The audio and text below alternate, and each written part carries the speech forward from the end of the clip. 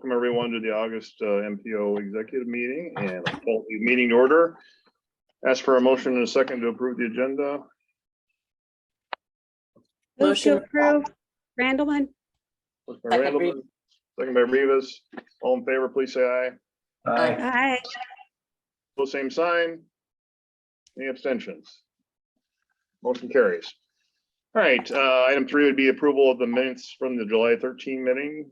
We do have two quick little changes on the minutes, Bob. Okay. We had a little typo on in the minutes on the approval of the expenses. It was for the AMPO member dues, and in the second line it said a Denton Davis bill. It was actually the AMPO member dues, so we corrected that. And then on item 7, we added a little text in there about that's for the safe roads, which will application, which we'll get into more details. We found out some information about the DOT providing some funding, so we added that text just to let members know. We'll be talking more about that as we get to that item. Okay. All right. Thanks, Todd. So. Okay, moved. I'm sorry. Tom, did you move that? Second, home. Okay, motion and a second. All in favor, please say aye. Aye. Aye. Pose same sign. Any abstentions? All right, that carries. And then item 4 is a consent and vote on the contracts and expenses, Todd. Yep. Next slide, please. Just a few items here. Things we've all budgeted for, but some legal services from Denton Davis Brown related to MIPA, and also for the container locator patent. We were awarded the patent last month for that software development. Insurance, Jester Insurance, that's our normal insurance that protects the MPO, its officers, just the renewal of that. And then we'd like to enter into a contract with Now LLC for a website update. It's been a number of years since we've done much real heavy lifting on that on the website. Bring in some folks that have a great deal of experience. That it was included in our budget. So be happy to answer any questions, but would recommend approval of those items. All right. Is there a motion? I'll move it. Commissioner Hawkins? Polk County. Second, Riva. Commissioner Riva, all right. All in favor, say aye. Aye. Pose same sign. Any abstentions? That motion carries. All right, thanks. I know Ted's running late. He emailed this morning. Ruth or Jeff, do you want to carry this, or we can just, if we move this back to later in the meeting when Ted, I know Ted is going to be here. He's just running a little bit late. So on item 5. So unless Ruth or Jeff want to take it over, I'll wait until Ted gets on here to make his report. Yeah, that's fine if you want to wait. It's kind of straightforward, but Jeff, it's fine with me if you want to take it too. Yeah, I mean, we had a discussion last month about it, or last meeting, and there weren't a whole lot of comments, so we're just bringing it forward to August for a vote. It was a pretty smooth and seamless process, and I think the increase to Todd's salary is commensurate with the work he does. But we can certainly wait for Ted, or just make the vote. Are there any questions from the committee on this? Any further discussion or questions from the committee on this? I think we did have the discussion in July. And Yeah, we did use a matrix, and we had a couple suggestions for next year as well. So there was quite a bit of conversation, but this is where we landed.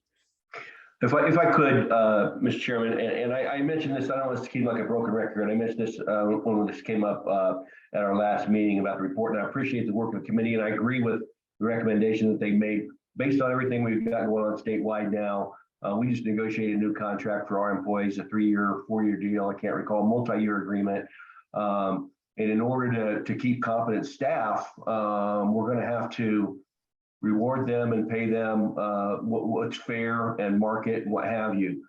I can say that although this group had nothing to do with it, there are tens of thousands of state employees that are limited to 1.5% based on legislation passed a few years ago.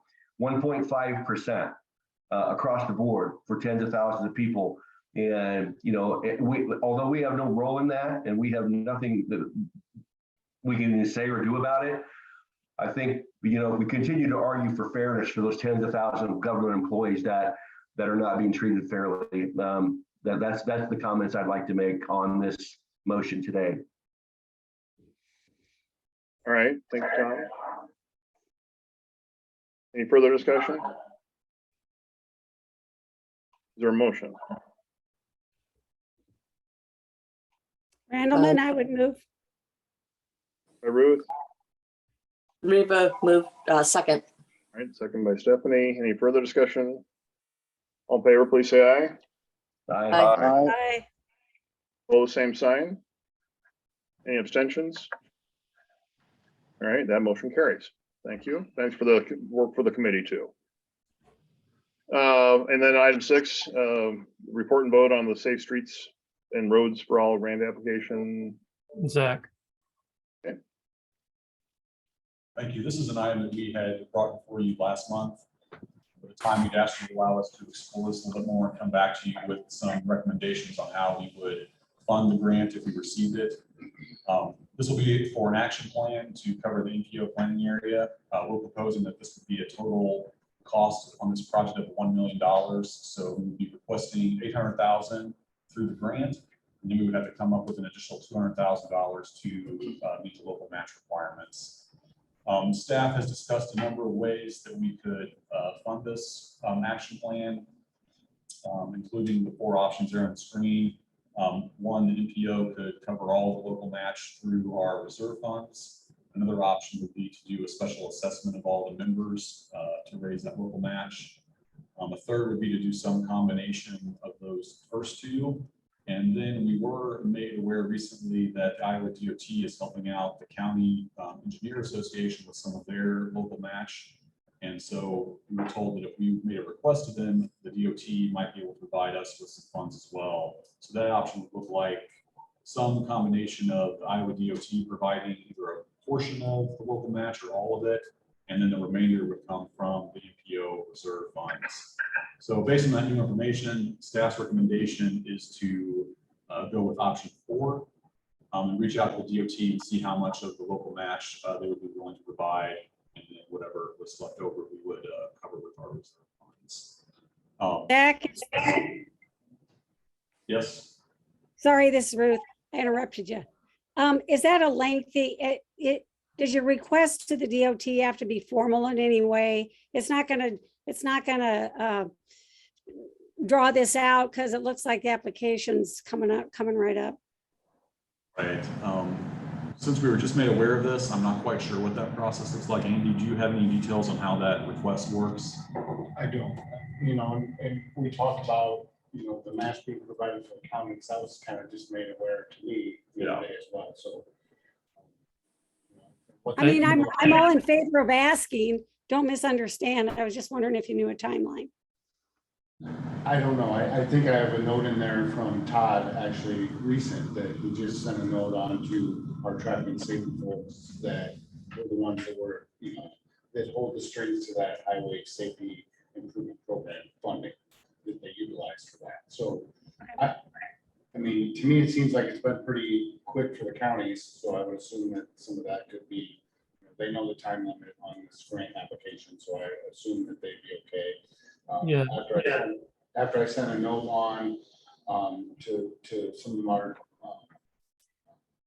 higher ups at the DOT, you know, I sent it on to Jan. She's the safe traffic engineer or safe traffic safety engineer, and she said that she's more than welcome to work with the locals too. So just hadn't been asked.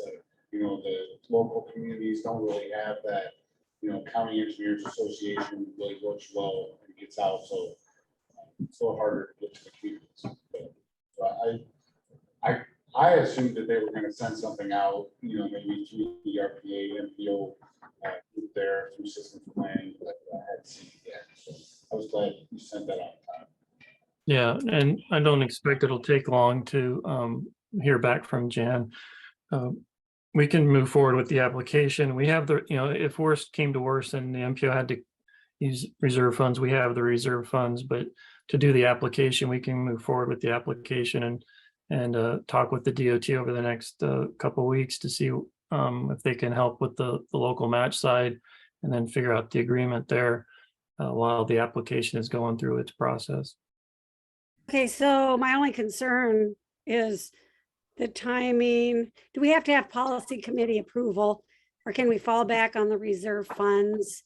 Make it clear we're falling back on reserve funds if we don't get a positive DOT response. I don't want, I'm just looking at timing for Yeah, policy. committee approval. yeah, no, yeah, Ruth, we can I think the motion would be, you know, we work with the DOT to see if we can secure the local match from the DOT, and anything that isn't covered by the DOT, we would use, you know, the MPO reserves, which we have, and to cover that local match requirement if we're given a planning grant. But I think we can, yeah, move forward with the process because we'll have the funds for the local match either way. Okay, So this is just for, again, to develop the comprehensive safety action plan is what is really, Correct. and that's a prerequisite to applying for any implementation funds. Correct. And this action plan is something that can be used by individual jurisdictions. Correct. Yeah, it would then allow the local governments in the MPO area to go after project funds next year. All right. So as an example, the reason I'm asking is we just had a presentation last night at a council from Snyder on the Hickman Interchange project. You know, that's a multi-jurisdictional project, and just Sure. talking about fund sources, and this was one that was mentioned, and that's what I was trying to determine is if we do this, then if we get that in place, and then we decide Clive and DOT and Urbandale decide to apply for those implementation funds later, Mhm. we can rely on the regional safety action plan to back that up. Is that Correct. how it works? Okay. Yes. Okay. That's what I thought. That's why I just want to make sure I was clear on that process. So, Yep. okay. All right.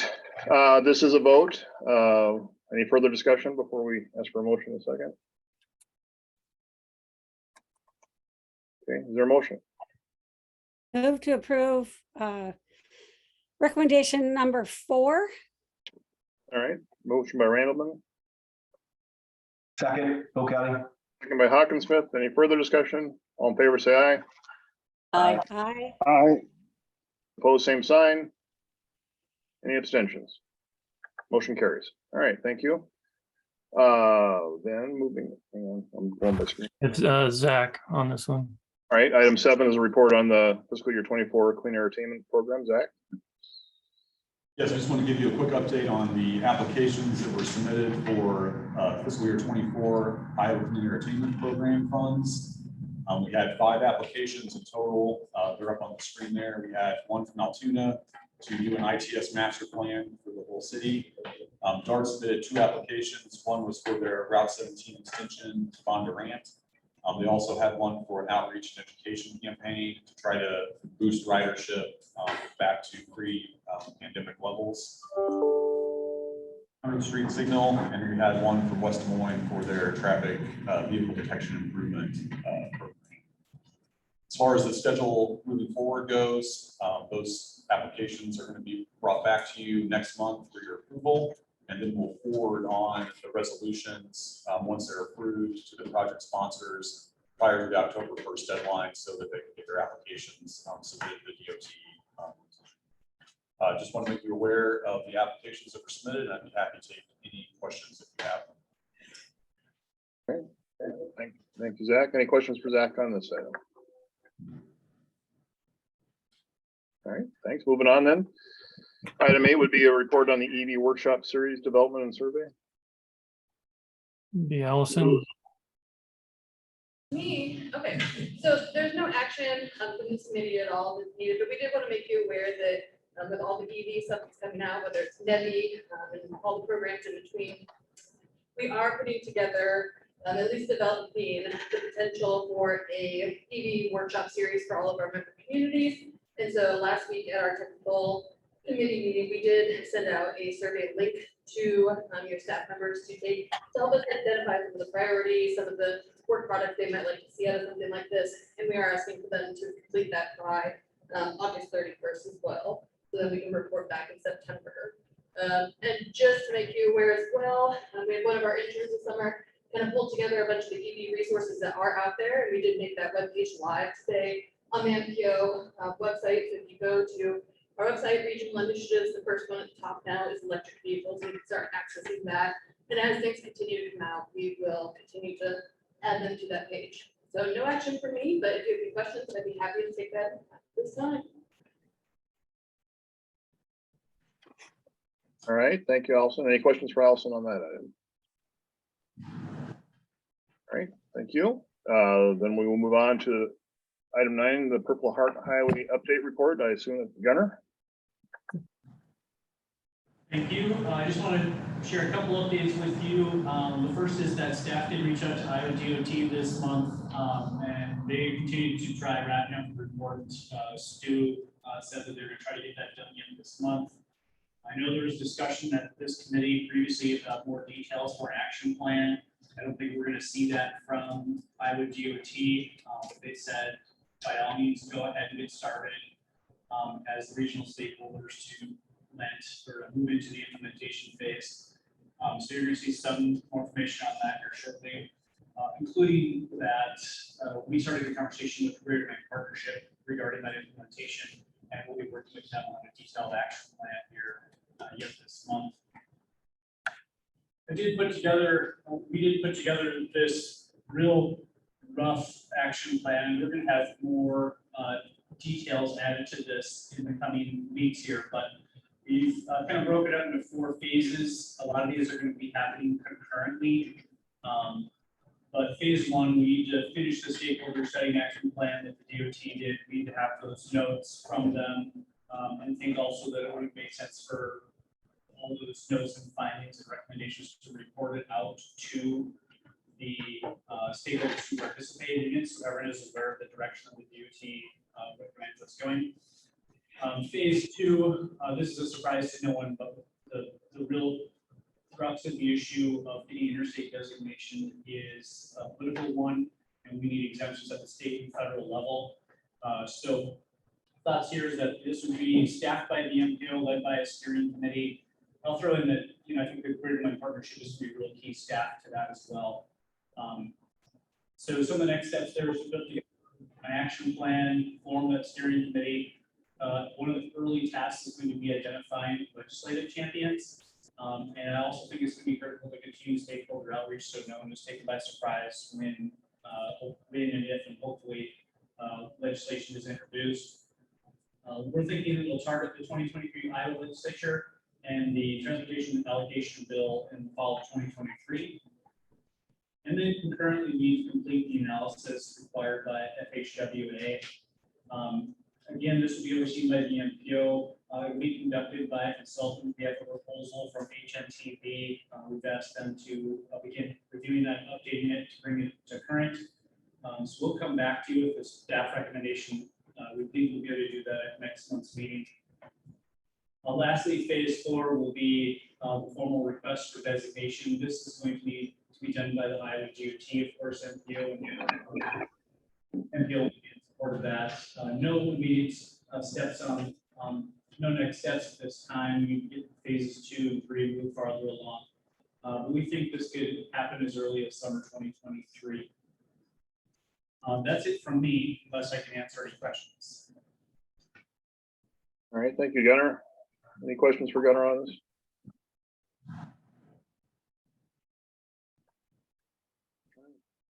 Appreciate the update. Item 10, the water trails update. Todd, is that you? Yes, that's me. Thank you. Kind of in between of a lot of things right now will be happening. some action happening in a month or so. But we've worked with our partner organizations to amend the various agreements that we've had underneath the build grant agreement that was amended last month. We've worked with the city, ICON, Polk County Conservation to start amending those agreements. We'll bring those back to you next month. Most of them have very minor changes. The biggest one is with the city related to how their funding is going to come into play for the project. So we're just working through those right now, and we'll bring those to you next month. We did upload the design documents to the DOT's system into their contract system, which is called FEMAS. So all those are now loaded and getting ready for being put out to bid in a couple months. So that's it. I'd be happy to answer any questions. Todd, this is Tom Hawkinsmith. I was curious. So talking a little bit with some of our board members yesterday, what's the federal requirement on being started or having the funding in place for the Prospect Birdland Park part of the project? And do they know where that funding's coming from yet? Good question, Tom. The build grant agreement only states that Prospect and Birdland those projects have to be initiated by September of 2027. They don't have to be completed by then, but they do have to be initiated. There is a couple donors that have not put their money into ICON yet, but they have identified their donations to go to Birdland and Prospect. There's also some grants, both at the state and federal level, that will be used to finish those projects. So the funding will be coming from a variety of levels, but some of it's been fairly well identified, some of it's still being raised.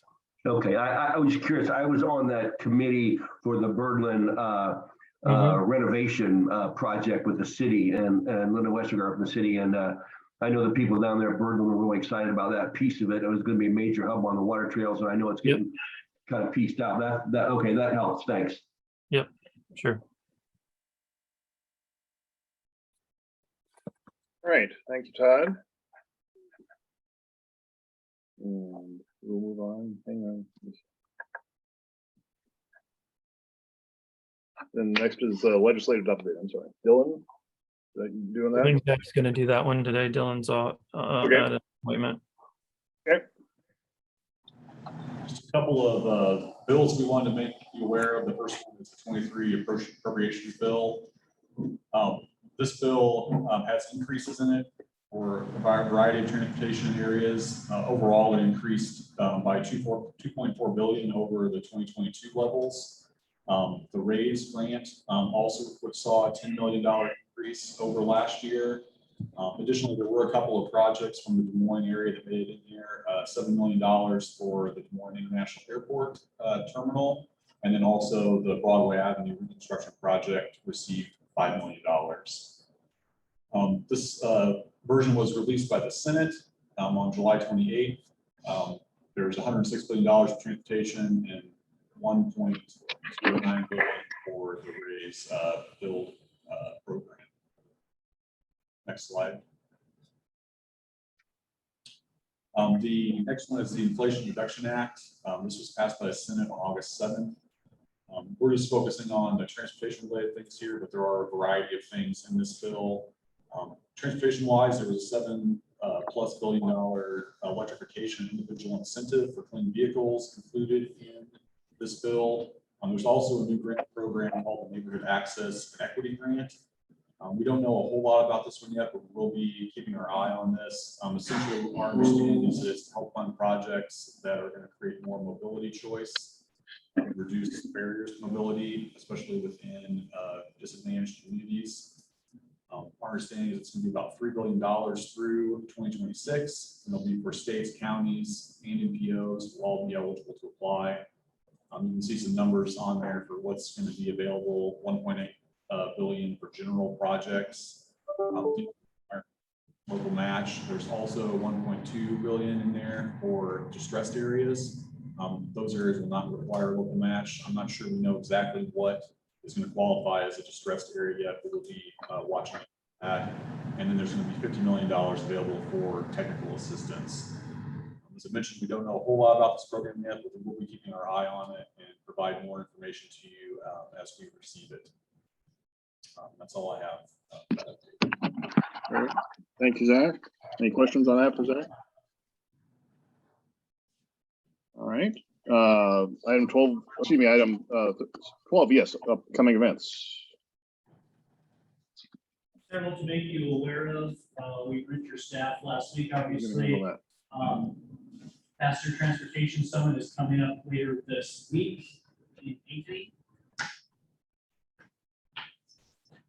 Stakeholder convened and any updates is occurring here also this month. That's happening next week. I believe there is an online version of that as well.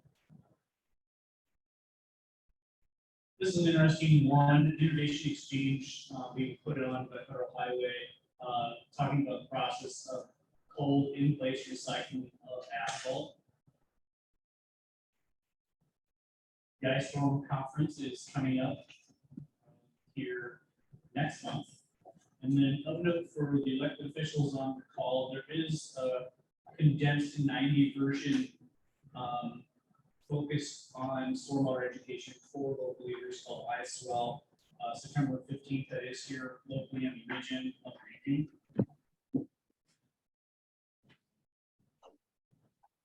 We'll also note the 2022 water conference. This one is going to be in Dubuque this year, again in next month, late September. We'll also note the upcoming API Iowa chapter's annual conference in Ottawa in mid-October. Lastly is the Growing Sustainable Communities Conference, also in October, also on the east side of the state. That's it for me, unless I can answer your questions. All right, thank you, Gunnar. Any questions for Gunnar on that? Thank you. Item 13 would be to vote for the approval of the MPO August meeting agenda. Is there a motion? Motion, Reba. Is there a second? Which one is that, Mr. Chairman? I'd second. Is that the 13? It would be 18th. 15. August 18th. No. The number of the items, number 13. Yeah. I'm sorry, you're right.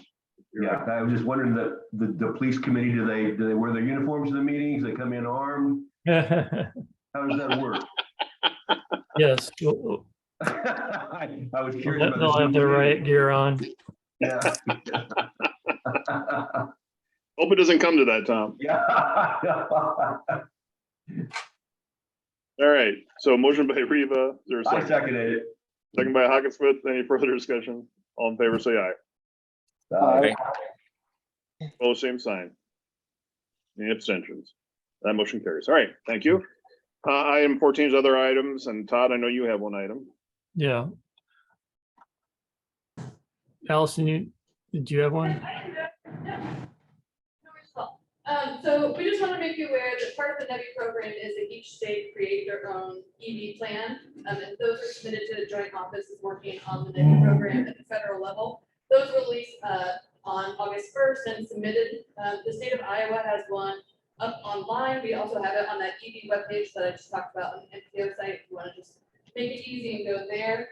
Just wanted to give you a couple brief synopsis points of what is in there. So Iowa DOT will be receiving over $51 million over the next 5 years. And they did really try to align the EV goals in this plan with Iowa in Motion, their long range transportation plan as well. So just some of the other pieces, the focus is on the alternative fuel corridors. You'll hear AFCs quite a bit and see that noted in that document.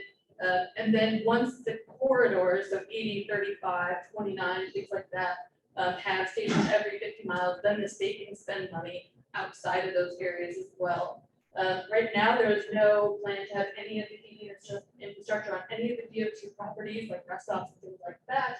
But they do provide some outcomes, and they have been working with some of the utility partners across the state as well. So they are really looking at these DC fast chargers, and so there are certain qualifications for NEVI to become compliant in this area. One is a minimum of 4 of the DC charger stations located within 1 mile of the alternative fuel corridor. So there are 3 places within the state that have those 4 chargers at the right locations, and one is including Waukee Come and Go. The others are on the other side of the state. There are other DC chargers in the metro that might qualify for something like this, but they don't have that 4 charging capacity at this point. And there is no proposed infrastructure being put in within our MPO boundaries at this point either. Of course, with the Biden administration, implementation of different programs, the workforce needs have been looked at, as well as justice sorting and just equity pieces. And then something that the MPO we keep looking at is how are we going to start tracking performance metrics, and what can we start pulling in an eye on as well. You'll see here they're looking at anything from energy consumed to the number of stations built out and being used, and even down to like the certified professionals that will be able to work on this infrastructure system as it gets rolled out.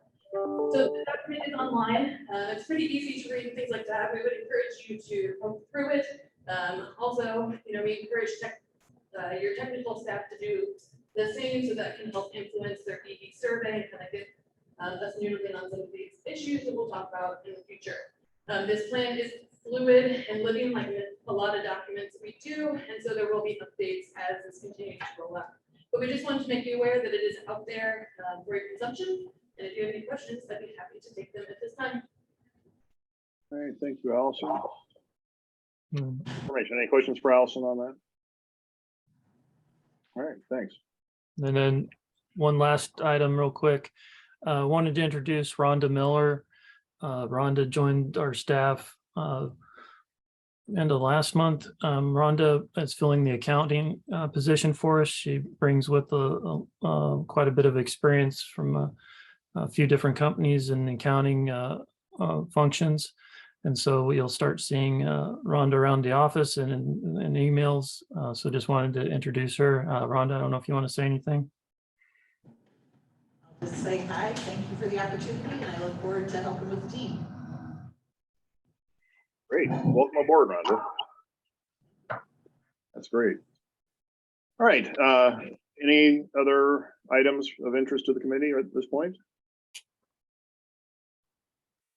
All right, hearing none, we stand adjourned. Thank you, everyone. Thank you. Bob.